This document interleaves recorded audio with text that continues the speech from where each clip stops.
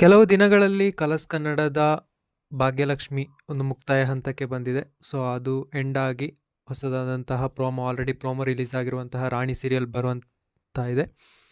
So ಅದು ಬಿಟ್ಟರೆ G ಕನ್ನಡದಲ್ಲೂ ಕೂಡ 2 ಸೀರಿಯಲ್ಗಳು ಎಂಡ್ ಆಗ್ತಾ ಇದೆ. ಆಲ್ರೆಡಿ ಗೊತ್ತಿರೋ ಹಾಗೆ ಕೃಷ್ಣ ರುಕ್ಕು ಅನ್ನುವಂಥ ಸೀರಿಯಲ್ನ ಟೈಟಲ್ ಕೂಡ ರಿಲೀಸ್ ಆಗಿದೆ. ಪ್ರೋಮೋ ಕೂಡ ರಿಲೀಸ್ ಮಾಡಿದ್ದಾರೆ. ಸೊ ಅದು ಕೂಡ ಕಲರ್ಸ್ನಲ್ಲಿ ಒಂದು ಸೀರಿಯಲ್ ಮತ್ತು ಜಿ ಕನ್ನಡದಲ್ಲಿ 2 ಸೀರಿಯಲ್ ಎಂಡ್ ಆಗುವಂಥ ಸಾಧ್ಯತೆಗಳು ಹೆಚ್ಚಾಗಿ ಕಾಣಿಸ್ತಾ ಇದೆ. ನಾನು ಈ ವಿಡಿಯೋದಲ್ಲಿ ಕರೆಂಟ್ಲಿ ರೂಲ್ ಮಾಡ್ತಾ ಇರುವಂತಹ ಸೀರಿಯಲ್ಗಳಲ್ಲಿ ಟಾಪ್ 10 ಸೀರಿಯಲ್ಗಳು ಹೈಯೆಸ್ಟ್ ಟಿ ಆರ್ ಪಿಗಳನ್ನು ಪಡ್ಕೊಳ್ತಾ ಇರುವಂತಹ ಸೀರಿಯಲ್ಗಳು ಯಾವ್ಯಾವ ಇದೆ ಅನ್ನೋದನ್ನು ನಾನು ಈ ವಿಡಿಯೋದಲ್ಲಿ ಹೇಳ್ತೀನಿ. ಸೊ ನೀವಿನ್ನೂ ನಮ್ಮ ಚಾನೆಲನ್ನು ಸಬ್ಸ್ಕ್ರೈಬ್ ಮಾಡಿಲ್ಲ ಅಂದರೆ ದಯವಿಟ್ಟು ಸಬ್ಸ್ಕ್ರೈಬ್ ಮಾಡ್ಕೊಳ್ಳಿ. ಸೊ ಹೆಚ್ಚಾಗಿ ಹೇಳಬೇಕು ಅಂದರೆ ಕಲರ್ಸ್ನ ಧಾರಾವಾಹಿಗಳೇ ಸ್ವಲ್ಪ ಹೆಚ್ಚಾಗಿ ಜನ ನೋಡುಗರ ಸಂಖ್ಯೆ ಕೂಡ ಜಾಸ್ತಿ ಇದೆ. ಬಟ್ ವ್ಯೂವರ್ಶಿಪ್ನ ಎಲ್ಲೋ ಒಂದು ಕಡೆ ಚೆಕ್ ಮಾಡಿದಾಗ ಜಿ ಕನ್ನಡವನ್ನೇ ಹೈಯೆಸ್ಟ್ ಜನರು ನೋಡ್ತಾ ಇದ್ದಾರೆ. ಸೊ ಅರ್ಬಲ್ ಪ್ಲಸ್ ರೂರಲ್ ಎರಡೂ ತೆಗೆದುಕೊಂಡಾಗ ಜಿ ಕನ್ನಡದ ಟಾಪ್ 1 ಟಾಪ್ 2 ಸೀರಿಯಲ್ಗಳು ಜಿ ಕನ್ನಡದಿಂದನೇ ಬರೋದರಿಂದಾಗಿ ಸೊ ಚೆಕ್ ಮಾಡಿದಾಗ 672 ಅಷ್ಟರ ವ್ಯಾಲ್ಯೂಸನ್ನು ಬಂದುಬಿಟ್ಟು ಜಿ ಕನ್ನಡ ಪಡ್ಕೊಳ್ತಾ ಇದೆ. ಅದು ಬಿಟ್ಟರೆ ನೆಕ್ಸ್ಟ್ ಕಲರ್ಸ್ ಕನ್ನಡ 448 ಪಡ್ಕೊಂಡಿದೆ. ಅದು ಬಿಟ್ಟರೆ ಸ್ಟಾರ್ ಸುವರ್ಣ 367 ಇದೆ. ಉದಯ ಟಿ ವಿ 273 ಇದೆ.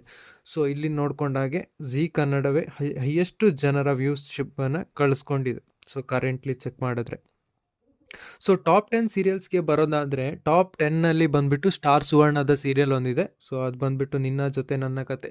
ಸೊ ಇದರ T R P ratings 5 ratings ಇದೆ. ಸೊ ಟಿ ಆರ್ ಪಿ ನೀವು ಆ ಸ್ಲಾಟ್ನಲ್ಲಿ 10 o'clockಗೆ ಬರ್ತಾ ಇರೋದು ನೋಡಿದ್ರೆ ತುಂಬಾ ಹೈಲಿ ಇದೆ. 5 ಟಿ ಆರ್ ಪಿಯನ್ನು 2-3 ಸೀರಿಯಲ್ಗಳು ಪಡ್ಕೊಳ್ತಾ ಇದೆ.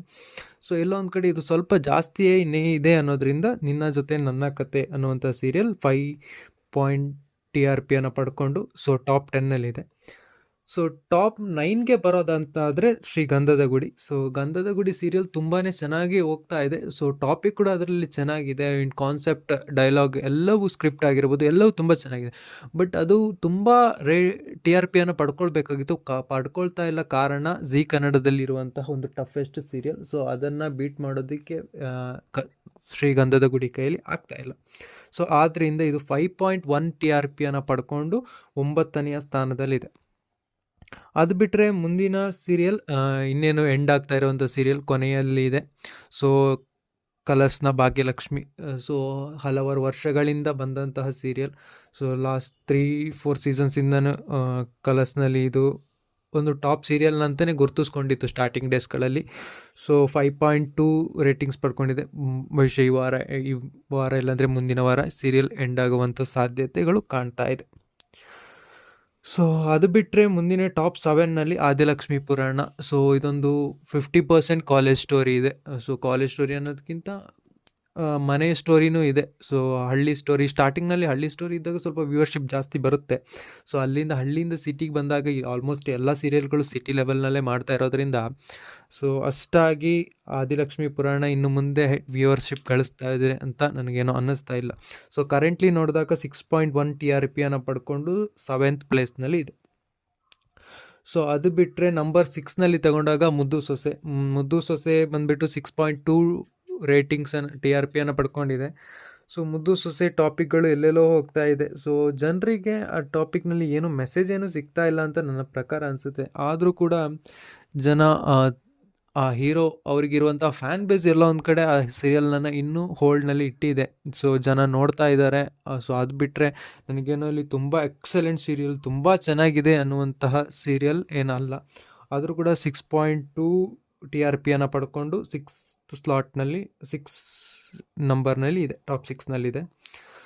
ಸೊ ನೆಕ್ಸ್ಟ್ ಬರೋದಾದರೆ ಜಿ ಕನ್ನಡದ ಅಮೃತಧಾರೆ. ಸೊ ಅಮೃತಧಾರೆ ಅನ್ನುವಂಥ ಸೀರಿಯಲ್ ಸೊ 6.4 ಟಿ ಆರ್ ಪಿಯನ್ನು ಪಡ್ಕೊಂಡು ನಂಬರ್ 5ನಲ್ಲಿ ಬರ್ತಾ ಇದೆ. ಸೊ ಅದರ ಸೇಮ್ ಟಿ ಆರ್ ಪಿಯನ್ನು ಪಡ್ಕೊಂಡು ಕೂಡ ನಾನಿನ್ನ ಬಿಡಲಾರೆ ಅನ್ನುವಂತಹ ಧಾರಾವಾಹಿ ಕೂಡ ಅದೇ ಸ್ಥಾನದಲ್ಲಿ ಬರ್ತಾ ಇದೆ. ಸೊ ಅದಕ್ಕೂ ಕೂಡ 6.4 ಟಿ ಆರ್ ಪಿಯನ್ನು ಪಡ್ಕೊಳ್ತಾ ಇದೆ.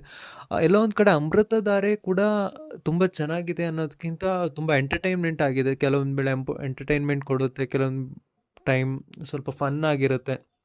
ಸೊ ಆ್ಯಂಡ್ ಅಲ್ಲಿ 2 ಮಕ್ಕಳ ಕ್ಯಾರೆಕ್ಟರ್ ಇರೋದು ಕೂಡ ಎಲ್ಲೊಂದು ಕಡೆ ಅದು ಕೂಡ ಅಟ್ರ್ಯಾಕ್ಟ್ ಮಾಡ್ತಾ ಇದೆ. ಸೊ ಆದ್ದರಿಂದ ಅಮೃತಧಾರೆ ಸ್ವಲ್ಪ ಒಳ್ಳೆ ಧಾರಾವಾಹಿ, ಟಾಪ್ 5ನಲ್ಲಿ ಇಡುವಂತಹ ಧಾರಾವಾಹಿ ಅದಾಗಿದೆ. ಸೊ ನೆಕ್ಸ್ಟ್ ಬರೋದಾದರೆ ನಂದಗೋಕುಲ ಸೊ ಒಟ್ಟಿನಲ್ಲಿ ಆ ಕಾಂಪಿಟೇಷನ್ನ ಟೇಕ್ ಓವರ್ ಮಾಡ್ತಾ ಇದೆ. ಸೊ ಅದು ತುಂಬಾ ಚೆನ್ನಾಗಿ ಮೂಡಿ ಬರ್ತಾ ಇದೆ ಸೀರಿಯಲ್.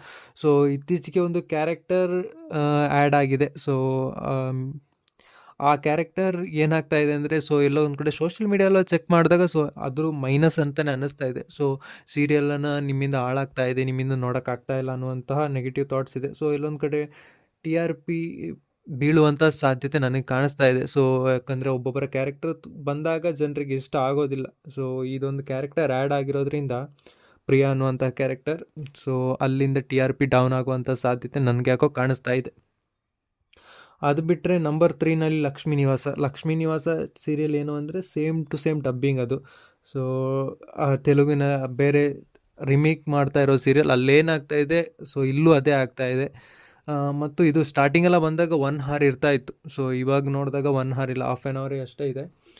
ಸೊ ಇದರಲ್ಲಿ ನೋಡಿದಾಗ ಕ್ಯಾರೆಕ್ಟರ್ ಆಲ್ಮೋಸ್ಟ್ ಎಲ್ಲ ಕ್ಯಾರೆಕ್ಟರ್ಗಳು ಚೇಂಜ್ ಆಗಿಬಿಟ್ಟಿದೆ. ಸೊ ಇಲ್ಲೊಂದು ಕಡೆ ಇಂಟ್ರೆಸ್ಟು ಅಷ್ಟಾಗಿ ಬರೋದಿಲ್ಲ ಈ ಸೀರಿಯಲ್ಗಳು ನೋಡಿದಾಗ. ಆದರೂ ಕೂಡ ಜನ ಇನ್ನೂ ಕೂಡ ಬೇಸ್ನಲ್ಲಿ ಇಟ್ಕೊಂಡಿದ್ದಾರೆ. ಸೊ ಎಲ್ಲೋ ಒಂದು ಕಡೆ ಸ್ಟಾರ್ಟಿಂಗಿಂದ ನೋಡ್ಕೊಂಡು ಬಂದವರು ಒಂದೊಂದು ಟಾಪಿಕ್ ನೋಡಿದಾಗ ಇಷ್ಟ ಅನಿಸುತ್ತೆ, ಇಂಟ್ರೆಸ್ಟಿಂಗ್ ಅನಿಸುತ್ತೆ.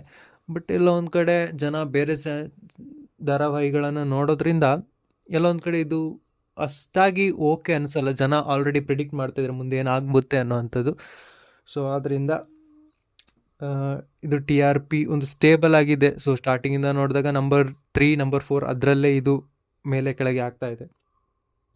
ನೆಕ್ಸ್ಟ್ ಬಂದಾಗ ನಂಬರ್ 2ನಲ್ಲಿ ಅಣ್ಣಯ್ಯ ಸೀರಿಯಲ್. ಸೊ ಅಣ್ಣಯ್ಯ ಅನ್ನುವಂಥದ್ದು ಎಲ್ಲೋ ಒಂದು ಕಡೆ ಹೀರೋಯಿನ್ಗೆ ಇರುವಂತಹ ಫ್ಯಾನ್ ಬೇಸ್. ಸೊ ಅಲ್ಲಿಂದ ಅದಕ್ಕಾಗಿ ಕೂಡ ಹೆಚ್ಚಾಗಿ ವ್ಯೂಸ್ಶಿಪ್ ಬರ್ತಾ ಇದೆ. ಅದು ಬಿಟ್ಟರೆ ಕೆಲವು ಟೈಮ್ನಲ್ಲಿ ಹಳ್ಳಿಯ ಸೀರಿಯಲ್ ಆಗಿ ಇದು ಒಂದೇ ಇದೆ ಕರೆಂಟ್ಲಿ. ಜಿ ಕನ್ನಡದಲ್ಲಿ ನೋಡಿದಾಗ ಹಳ್ಳಿಯನ್ನು ತೋರಿಸುವಂತಹ ಒಂದು ಸೀರಿಯಲ್ ಇದೇ ಆಗಿದೆ. ಸೊ ಆದ್ದರಿಂದ ಅಣ್ಣಯ್ಯ ಒಂದು ಟಾಪಿಕ್ ಕೂಡ ಚೆನ್ನಾಗಿದೆ. ಇದು ರೀಸೆಂಟ್ಲಿ ಬಂದಾಗ ಕೆಲವೊಂದು ವೇಳೆ ಅದರಲ್ಲೂ ಕೂಡ ಮೈನಸ್ ಬರುತ್ತೆ. ಕೆಲವೊಂದು ವೇಳೆ ಕೆಲವು ಸಿಚುವೇಶನ್ಗಳನ್ನೆಲ್ಲ ಹ್ಯಾಂಡಲ್ ಮಾಡುವಾಗ ಸೊ ಸ್ವಲ್ಪ ಮೈನಸ್ ಆಗಿ ಕಾಣಿಸ್ತತೆ.